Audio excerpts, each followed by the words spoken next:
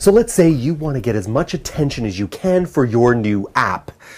Well, I want to introduce you to newsjacking. No. I'm not talking about committing PR suicide. I'm talking about newsjacking, which is the intelligent piggybacking off a news item in some creative and timely way. Here we go.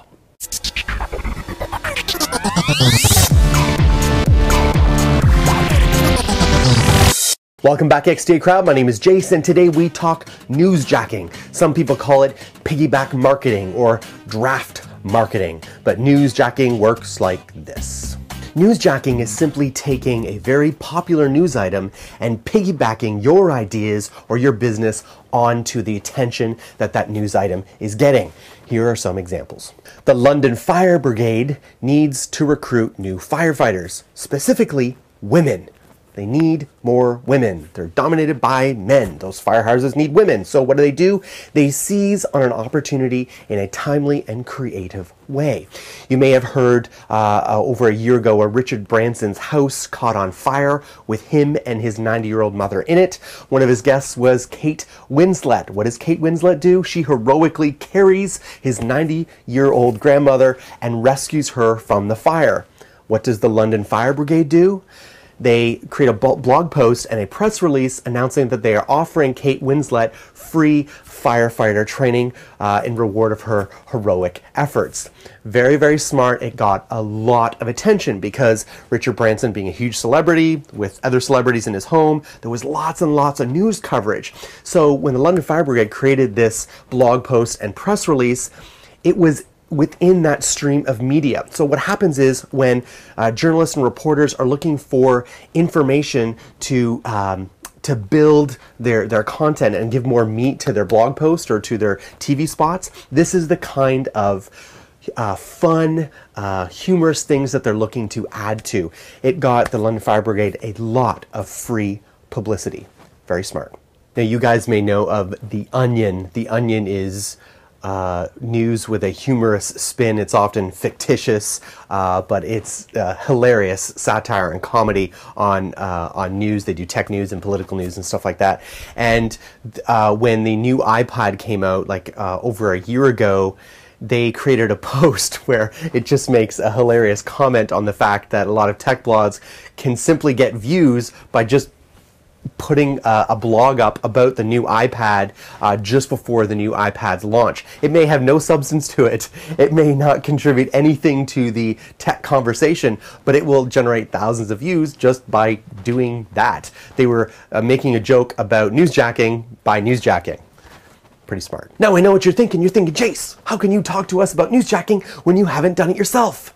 But I have. So about a year and a half ago when the Google I/O conference was on, I was washing my dishes and listening to the live stream of the event via This Week in Tech's Leo Laporte. Leo Laporte commented, he said, I wonder how long it will take before someone edits this long stream of video into a short, epic, 90-second version. He said he'd really like to see the walk of all those skydivers down the aisle with their Google glasses on. He said it was going to look like out of the movie The Right Stuff. I seized that opportunity, dropped the dishes, I ran downstairs, I captured the live video and re-edited a, 90 or 2 minute, 90 second or 2 minute version of it, tried to make it as fun and epic, like Star Wars-like as possible. And I didn't get millions of views, but I did get more views in that one video over 48 hours than all my other, 80 videos at the time had received. It wasn't a huge success, but it was enough success to make it worthwhile to do again. So I think it did work. I wanted to add that there's 3 things that needed to be done really well to make newsjacking possible. I didn't do them very well that time, but here's what I think they are. 1, no matter how creative or smart or relevant you think your newsjacking is, you need to be fast. Really fast. At the Google I/O, I got that video up in 4 hours.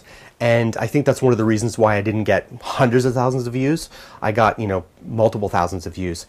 So if I had done it in 2 hours, I think it would have helped. Here's why, right? So as the Google I/O is happening, there are live bloggers and lots of tech bloggers trying to write up a daily, commentary on that day of Google I/O. They are looking for videos and other types of tweets and content to build and add meat to their blog post. They would love a short form condensed video version of the day, but Google I/O, I started that video at, 3:30, 4 o'clock in the afternoon, and it wasn't done till about 7:30, 8 o'clock. By that time, most of those blog posts are done. If I had had it up by 5:30, 6 o'clock, I maybe could have caught those bloggers writing their posts, and they were more likely to embed my video into their post. Be really fast. Number 2, you need to be creative. You need to put a fun, humorous, or some sort of satirical spin on that newsjacking content.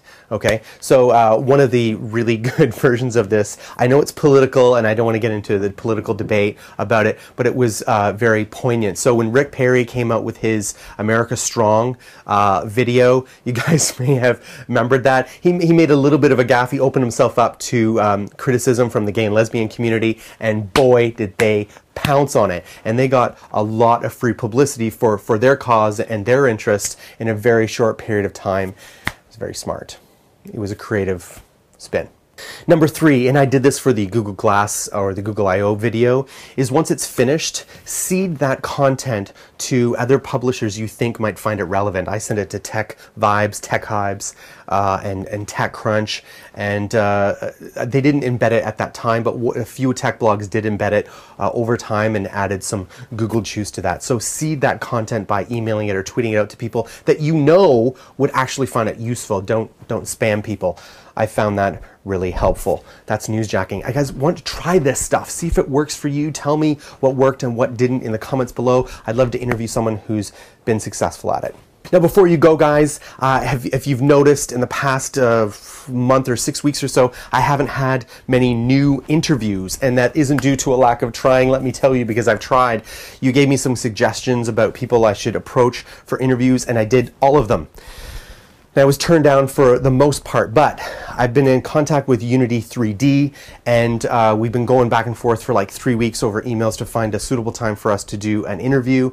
But I'm pretty sure we have one locked down for this week. So next Saturday or Sunday, I should have an interview with them. And I also have an interview coming up with JT Webman, who you saw a little bit of. He has 18 Android apps, and he's doing fairly successful with those apps. And we were going to talk about the process that he's done to get there. What I want to know from you is, what questions do you want me to ask them? So for Unity 3D, for example, do you want to know how best to get hired at Unity 3D, about their methodologies, their products, their services, what? I want to know. If you put those questions in there and it's an intelligent one, I'll be your huckleberry and I will ask them. And JT Webman, for example, what kind of things do you want to know about, how he solved some problems? How did he market his apps? How did he get them approved quickly? How did he choose which apps to do? All that kind of stuff. I would love to hear what questions you want me to ask. Yeah, it's late. I'll go. See you guys next week.